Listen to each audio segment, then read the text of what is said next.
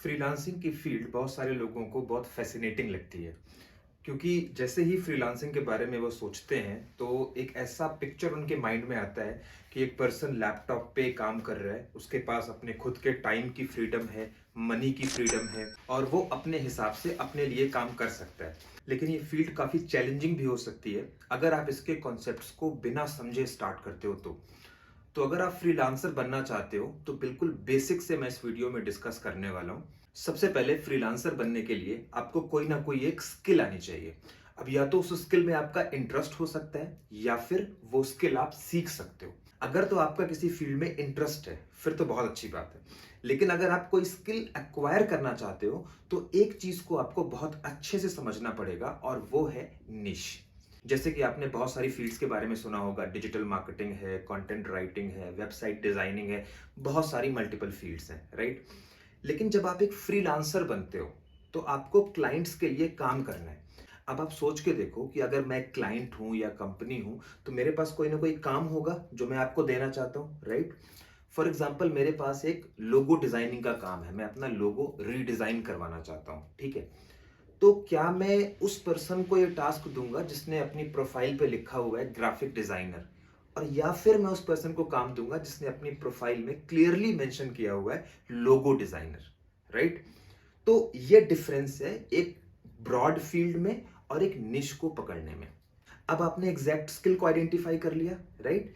अब आप बोलोगे सीखे कहां से? आज के टाइम पे इजीली 4 से 5 महीने में किसी भी स्किल को एक्वायर किया जा सकता है। आप फ्री रिसोर्सेज का भी यूज कर सकते हो और पेड प्लेटफॉर्म्स का भी यूज कर सकते हो, it's totally up to you. अब अगला स्टेप ये आता है कि मैं कैसे फ्रीलांसिंग एग्जैक्टली स्टार्ट करूं, राइट? आपके मन में तुरंत ये क्वेश्चन आएगा। तो ऑनलाइन बहुत सारे ऐसे प्लेटफॉर्म्स अवेलेबल हैं जहां पे जाकर के आप अपनी फ्रीलांसिंग की जर्नी को स्टार्ट कर सकते हो। उसमें जो सबसे फेमस प्लेटफॉर्म्स हैं वो फाइवर का आपने नाम सुना होगा, अपवर्क का नाम सुना होगा, और भी बहुत सारे प्लेटफॉर्म्स अवेलेबल हैं। गुरु है, फ्रीलांसर डॉट कॉम है, पीपल पर आर है, ब्राइब है, टॉपटेल है, 99 डिजाइन्स है। Multiple platforms are available, right? फर्क इस बात से नहीं पड़ता कि आपने कौन सा प्लेटफॉर्म चूज किया है, क्योंकि मोर और लेस सारे प्लेटफॉर्म्स का अपना कुछ ना कुछ प्रोसेस होता है, उनमें जाके रजिस्ट्रेशन करना होता है, उसके बाद वहां से काम मिलता है। फर्क इस बात से पड़ता है कि आपको वो स्किल कितने अच्छे वे में आती है और आपकी स्ट्रैटेजी क्या है क्लाइंट्स को क्रैक करने के लिए। हर प्लेटफॉर्म के अपने कुछ ना कुछ फीचर्स होते हैं, प्लस माइनस होता है। आपको देखना है आपको कौन सा प्लेटफॉर्म सूट कर रहा है। अब मैं इनमें से कुछ प्लेटफॉर्म्स के बारे में आपको ब्रीफली बता देता हूं, बाकी आपको देखना है। मैं क्या करूंगा, कुछ पॉइंट्स की बेसिस पे मैं फाइवर और अपवर्क दोनों को कंपेयर करके आपको बता देता हूं, ताकि दोनों प्लेटफॉर्म्स की एक क्लियर अंडरस्टैंडिंग आपको आ जाएगी, राइट? तो सबसे पहले बात करते हैं बिगिनर फ्रेंडलीनेस के बारे में। अब आप जब स्टार्ट करने वाले हो तो ज़्यादा फ्रेंडली कौन सा प्लेटफॉर्म है? तो इसमें डेफिनेटली फाइवर एक ज़्यादा फ्रेंडली प्लेटफॉर्म है। जब आप स्टार्ट करते हो उसका रजिस्ट्रेशन प्रोसेस काफ़ी सिंपल है।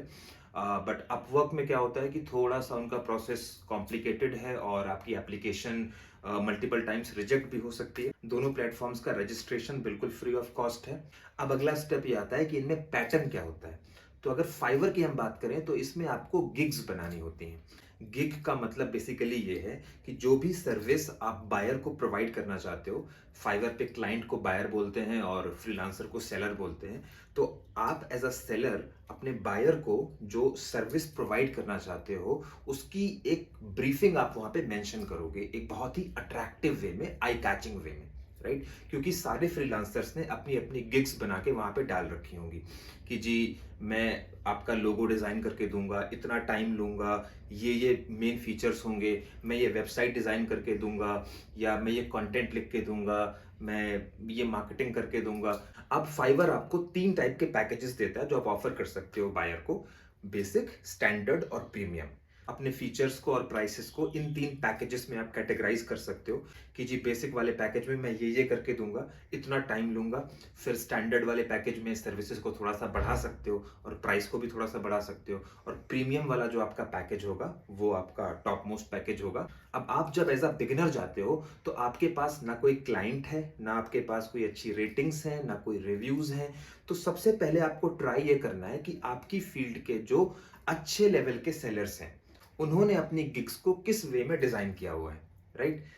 फाइवर क्या करता है, जैसे जैसे एक्सपीरियंस बढ़ता जाता है सेलर्स का, वो बैजेस देता है, right? Level 1 seller, level 2 seller. तो आप जाकर के देख सकते हो कि जो आपकी फील्ड के लेवल 1 सेलर या लेवल 2 सेलर्स हैं, उन्होंने अपनी गिग्स को किस वे में डिजाइन किया हुआ है, क्या-क्या फीचर्स उन्होंने मेंशन किए हुए हैं। तो उनकी गिग्स को कॉपी नहीं करना है, बट वहां से आप इंस्पिरेशन ले सकते हो अपनी गिग्स को डिजाइन करने के लिए, राइट? लेकिन अब आपके पास कोई एक्सपीरियंस तो नहीं होगा शो करने के लिए, उनके पास तो क्लाइंट्स हैं, उनके पास प्रोजेक्ट्स हैं जो वहां पे उन्होंने डाले हुए होंगे। लेकिन आप क्या कर सकते हो, उस स्किल को सीखते हुए जो आपने पर्सनल प्रोजेक्ट्स जो डिजाइन किए होंगे, उनको आप वहां पे अटैच कर सकते हो, right? As a proof of work. क्योंकि आप सोच के देखो, अगर मैं एज अ क्लाइंट आ रहा हूं और मैं जाकर के आपकी गिग को ओपन करता हूं और वहां पे कोई भी प्रूफ ऑफ वर्क नहीं है, कोई भी एक्सपीरियंस नहीं है, तो मैं डेफिनेटली आपको काम नहीं देना चाहूंगा, राइट? दूसरी चीज ये है कि प्राइस जो आपको रखना है स्टार्टिंग में, वो बिल्कुल लो रखना है। आपको डिस्काउंट्स देने हैं। आपको स्टार्टिंग में प्राइस पे फोकस नहीं करना, आपको क्लाइंट लेने पे फोकस करना है। क्योंकि आप सोच के देखो, अगर आपने भी वही प्राइस डाला हुआ है जो टॉप लेवल सेलर्स ने डाला हुआ है, तो एज अ क्लाइंट तो मैं उनके पास जाऊंगा ना, क्योंकि उनके पास तो एक्सपीरियंस भी आपसे ज्यादा है। डेफिनेटली अगर आप अच्छा काम करके दोगे, टाइम पे काम करके दोगे, तो आपको अच्छी रेटिंग्स मिलेंगी, अच्छे रिव्यूज मिलेंगे, वो क्लाइंट आपको शाउट आउट भी देगा और वहां से फिर और क्लाइंट्स आपके पास आने शुरू हो जाएंगे। आपकी गिग अच्छा परफॉर्म करेगी तो फाइवर का एल्गोरिथम भी आपकी गिग को बूस्ट करेगा। अब अगर अपवर्क की बात करी जाए, तो अपवर्क पे क्या होता है कि क्लाइंट्स वहां पे जाकर के अपने प्रोजेक्ट्स को पोस्ट करते हैं, अपने ऑर्डर्स को पोस्ट करते हैं, और आपको एज अ फ्रीलांसर वहां पे जाकर के बिडिंग करनी होती है, राइट? आपको वहां पे जाकर के क्लाइंट को प्रपोजल देना होता है कि आप कितने में उसका ऑर्डर पूरा करके दोगे। और इसके लिए अपवर्क पे कॉन्सेप्ट यूज होता है कनेक्ट्स का। अब ये कनेक्ट क्या है? कनेक्ट अपवर्क पे आप बोल सकते हो एक वर्चुअल करेंसी है या एक वर्चुअल टोकन है, जो आप यूज करते हो क्लाइंट को प्रपोजल भेजने के लिए। जब आप अपवर्क पे पहली बार रजिस्टर करते हो, तो आपको 40 कनेक्ट्स फ्री मिलते हैं, और फिर उसके बाद हर एक मंथ आपको 10 कनेक्ट्स फ्री मिलते रहते हैं, अगर आप फ्रीलांसर बेसिक अकाउंट यूज कर रहे हो तो। लेकिन अगर आप इनका फ्रीलांसर प्लस अकाउंट यूज कर रहे हो, तो आपको हर महीने 70 कनेक्ट्स फ्री मिलते हैं। अब ये कनेक्ट स्पेंड कैसे करने होते हैं? तो अगर आपको क्लाइंट के किसी भी प्रोजेक्ट पे जाकर के बिडिंग करनी है, तो 2 से लेकर के 6 कनेक्ट के बीच बीच में आपका खर्च होता है। वो डिपेंड करता है कि उस प्रोजेक्ट की ऑर्डर वैल्यू क्या है, किस टाइप का प्रोजेक्ट है, उस सब चीजों पे डिपेंड करता है। अब दूसरा क्वेश्चन जो आपके माइंड में आएगा वो ये आएगा कि इन प्लेटफॉर्म्स को हमें क्या चार्जेस देने होते हैं, क्या फीस देनी होती है? तो फाइवर के केस में क्या होता है कि ऑर्डर वैल्यू का 20% फाइवर रखता है, 80% आपको मिलता है। $100 की अगर ऑर्डर वैल्यू है, तो $80 आपको मिलेंगे और $20 फाइवर रखेगा, फ्लैट फीस रहती है इसकी। लेकिन अपवर्क के केस में क्या होता है, इनके चार्जेस स्लाइडिंग रहते हैं। इसका मतलब ये है कि अगर आपकी ऑर्डर वैल्यू $500 तक की है, तो अपवर्क आपसे 20% चार्ज करेगा।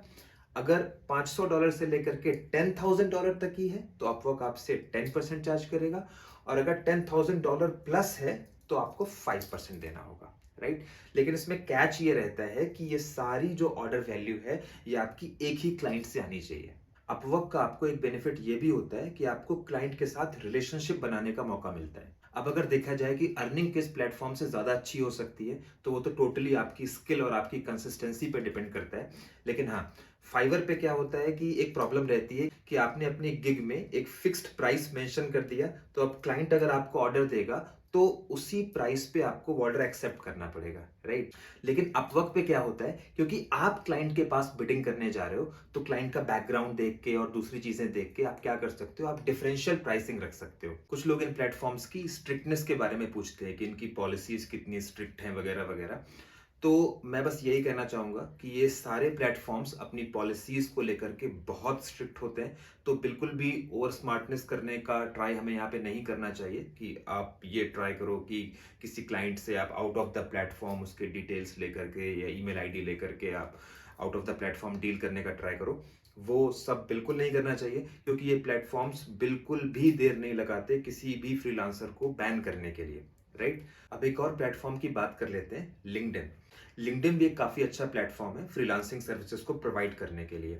यहाँ पे आपको स्ट्रेटजी क्या फॉलो करनी चाहिए? सबसे पहले आपको अपना नेटवर्क ग्रो करना चाहिए। आपको लिंक्डइन पे ऑलमोस्ट सारी कंपनीज के टॉप एग्जीक्यूटिव्स, मैनेजर्स और बहुत सारे लोग मिल जाएंगे। उनके साथ आपको कनेक्ट करने का ट्राई करना चाहिए, राइट?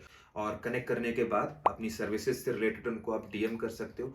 दूसरी चीज, आपको अपनी सर्विसेज से रिलेटेड जो भी आप काम कर रहे हो, जो भी पर्सनल प्रोजेक्ट्स बना रहे हो, उनके बारे में आपको लिंक्डइन पे रेगुलरली पोस्ट करते रहना चाहिए। उससे होगा क्या? उससे आपकी विजिबिलिटी बहुत बढ़ेगी और अगर आप ये कंसिस्टेंटली करते रहते हो, तो धीरे-धीरे आपके पास ऑटोमैटिकली प्रोजेक्ट्स आने शुरू हो जाएँगे। अच्छा, अब मैं एक मिस्टेक बता रहा हूँ जो आपको बिल्कुल नहीं करनी है।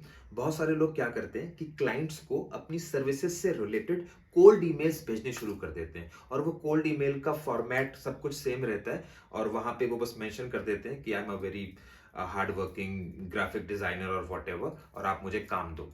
तो किसी के पास भी इतना टाइम नहीं है कि वो आपके कोल्ड ईमेल्स को पढ़ेगा, आपकी सर्विसेज को देखेगा और फिर वो आपको काम देगा। आपको सिंपल सा करना क्या चाहिए कि सच में अगर आपको वो स्किल आती है, तो कुछ क्लाइंट्स को ढूँढो। फॉर एग्ज़ाम्पल आप एक थंबनेल डिज़ाइनर हो, तो अगर आपको सच में कॉन्फिडेंस है, तो कुछ फेमस यूट्यूबर्स के कुछ एक्जिस्टिंग वीडियोज़ के थंबनेल्स उठाओ और उनको रीडिज़ाइन करो। तो कोल्ड ईमेल करने के बजाय पहले ही उस क्लाइंट को फ्री में वो काम करके भेज दो।